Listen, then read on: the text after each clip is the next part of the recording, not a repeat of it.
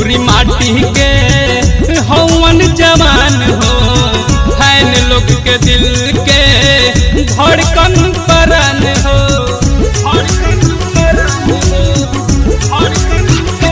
हाँ, भोजपुरी माटी के हवन जवान हो, फैन लोग के दिल के धड़कन परन। पवन सिंह एगो नाम न होवे ब्रांड बाबू, पूरा दुनिया में बाइन के डिमांड बाबू, पूरा दुनिया में बाइन के डिमांड बाबू, पूरा दुनिया में बाइन के।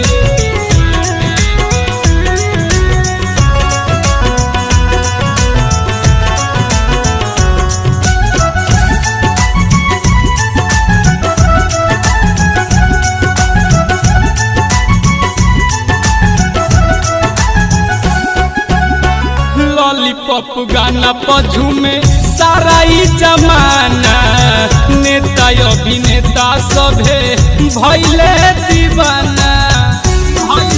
ए बाबू लॉलीपॉप गाना पझू में सारा ही जमाना, नेता अभिनेता सभे भइले दीवाना।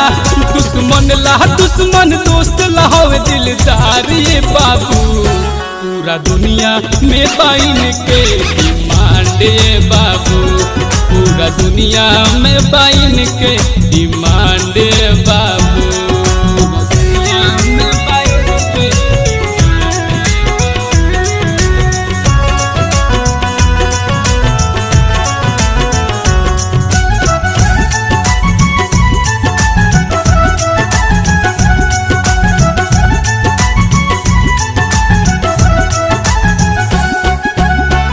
अरुण बिहारी कहे विवेक तूफानी, पवन सिंह के फैन के लोहा दुनिया मानी। का बुझलो अब जिला हिले बाबू।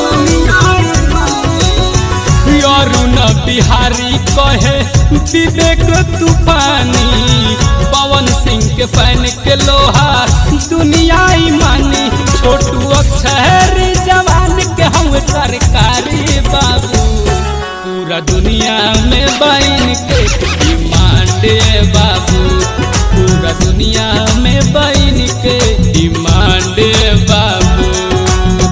भोजपुरी माटी के हवन जवान हो, फैन लोग के दिल के धड़कन परन। पवन सिंह एगो नाम न होवे ब्रांड बाबू, पूरा दुनिया में बाइन के डिमांड बाबू, पूरा दुनिया में बाइन के डिमांड बाबू।